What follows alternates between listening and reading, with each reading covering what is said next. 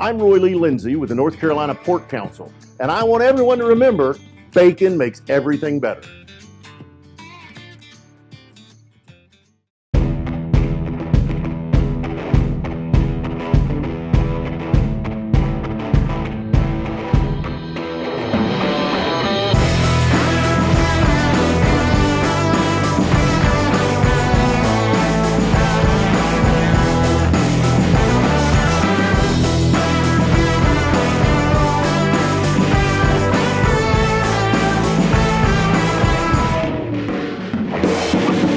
Welcome back to the David Glenn Show, now seen and heard exclusively here on the North Carolina Sports Network. Our next guest was one of the best high school basketball players in all of America last year while representing Northwood High right here in Pittsboro, North Carolina, near Chapel Hill. And he's been one of the best freshmen in the Atlantic Coast Conference this season while representing the UNC Tar Heels. He has played a huge role in Carolina winning 5 of its last 6 games, and at some point down the road, we will all get to watch him play in the National Basketball Association as well. Dedric Powell, welcome to the David Glenn Show. How are you? I'm doing well. Thank you for having me. It's great to have you. Hey, since you grew up near Chapel Hill, and since your mom and dad both attended UNC, was it just automatic that you were going to end up with the Tar Heels, or did you seriously consider other schools as a prep All-American during the recruiting process? I seriously considered other schools. UNC, they were kind of, I guess, maybe a little bit later in my recruitment than I expected, but I think it happened at the right time. I've read, let me get to your mom and dad first. Your dad, Dedric, played baseball at Carolina. Your mom, Cherice, was an all-state high school basketball player. And your siblings have played volleyball and some other sports. I know you did play baseball for a while. What positions did you play in baseball, and what made you ultimately decide to focus on basketball? So I played center field in baseball, a little bit of shortstop. Let's see, I mainly decided to cut baseball off and go to basketball just because, basketball was something that I really wanted to, be great at, and to be great at something you have to put the time and effort into it. So, so I just went along with basketball. As a former baseball pitcher, I wish I had somebody with your wingspan and your speed as my center fielder. I can tell you that. But as a parent, I want to ask you about your parents, because I saw it was really cool that on an Instagram post of yours and in some other ways, you have even described mom and dad as the quote-unquote why of your life. And I have read about some of those 5:30 a.m. workouts that they took you to, before you were old enough to drive. This is a huge compliment, of course, for you to describe your parents that way. What all goes into making you feel that way about mom and dad? It's just that they're just great humans overall. I think they kind of both in their own way implemented their lives into my life. And I think they're both great role models. I think I'm a proud product of both of them in a way. And I'm just happy that I'm their son. Speaking of family, at what age did you figure out, hey, that Hubert Davis guy, now your coach, of course, is one of your cousins? I don't know how close a cousin, but that must have been an eye-opening moment for a guy who's now playing for Hubert. Right. So he's on my mom's side, and my mom's side of the family is extremely big. So it was surprising to me when I found out. I'm not sure how old I was, but it was just surprising.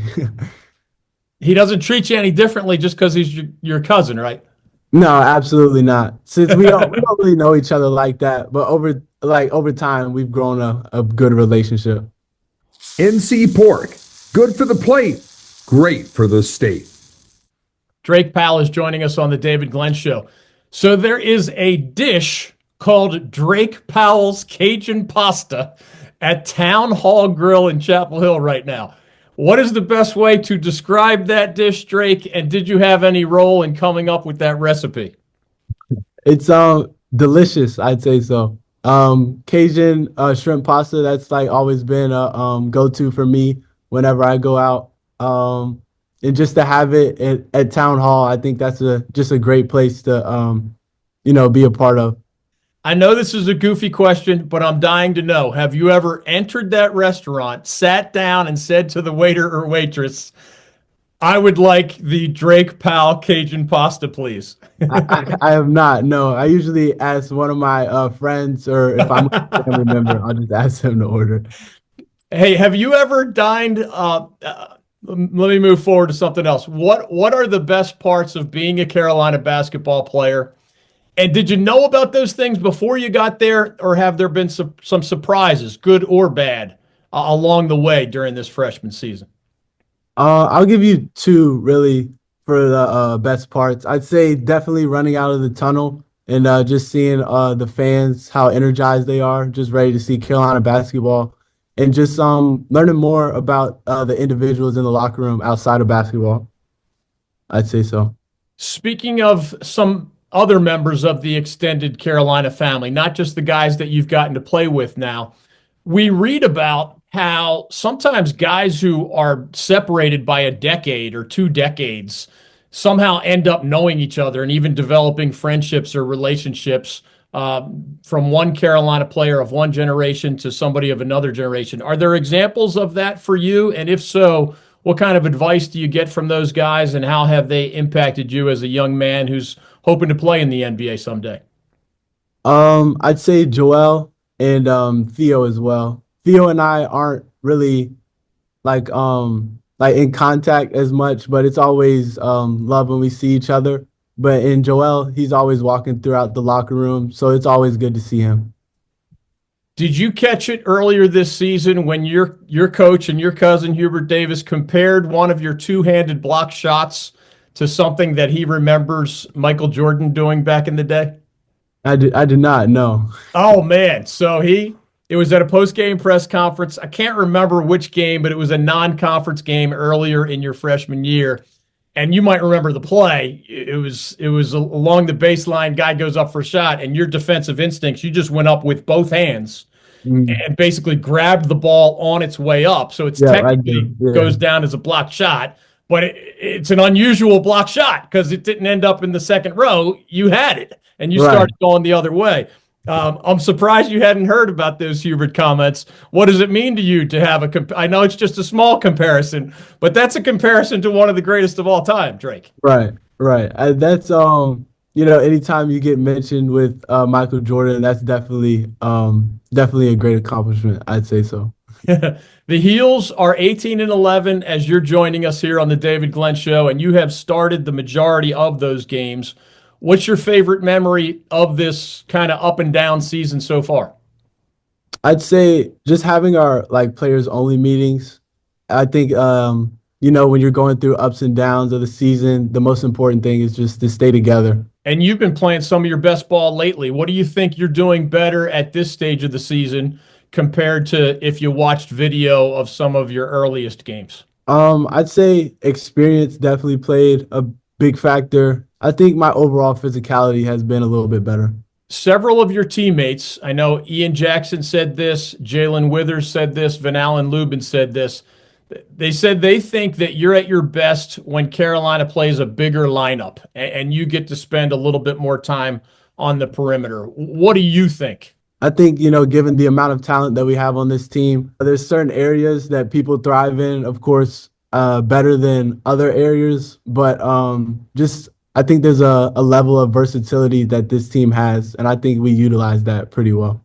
Michael Berard, Managing Director Investments with the Founders Group at Stifel, works with a select group of high net worth individuals and institutions to develop and implement investment plans tailored to their specific objectives and risk tolerances. If you are interested in highly personalized, well-researched guidance and outstanding personal service, you can contact Michael at 984-364-2002.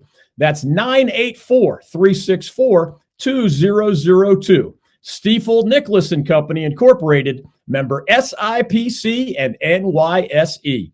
Drake Powell is joining us here on the David Glenn Show. Because you stayed at Northwood High School all 4 years, which a lot of guys, as you know, transfer to prep schools. I'm sure you had chances to go somewhere else. You did have multiple opportunities to play in the North Carolina High School Athletic Association's championship tournament. What can you share about what those experiences were like for you and your teammates? And how do you think our in-state competition here in North Carolina helped you improve as a player, even as I know you were also playing for CP3's team, on the AAU circuit? I think it helped with my development a lot. I'm actually glad that I made the decision to stay at Northwood for my senior year.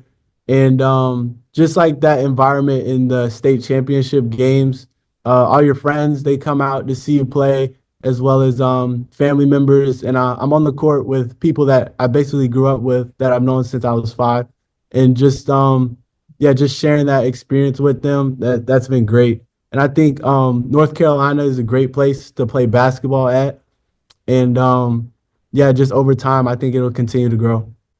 How does it work when you and your family and friends are a lot closer to campus than probably, some of your teammates who might be from halfway across the country? Do you have to lean on them because you get more requests for tickets? Or how does that work? Because, some guys would need a flight to see their buddy play. Your folks are just a drive away. Usually with the tickets, I just let my mom handle all that, and I just go out there and play.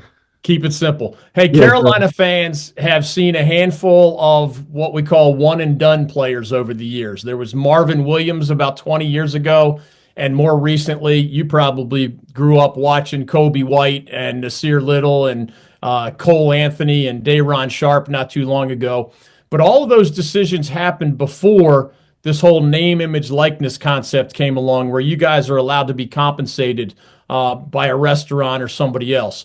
Is there a chance that we will see you for more than 1 year at Carolina? And how are you and your family and advisors going to, contemplate that stuff, I know, after the season is over? Obviously, it's a big-time decision to make.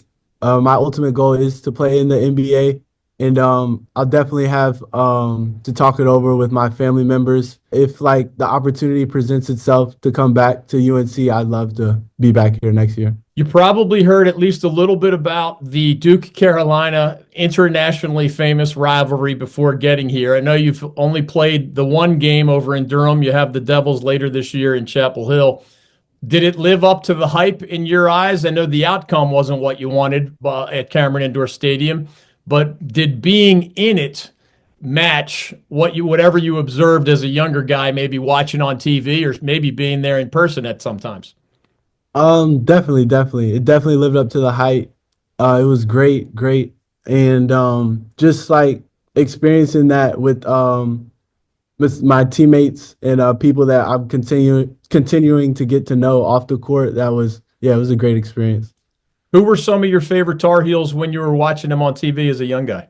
I'd definitely say Kobe White, Theo Pinson, and Kendall Marshall as well. And what made them your favorites?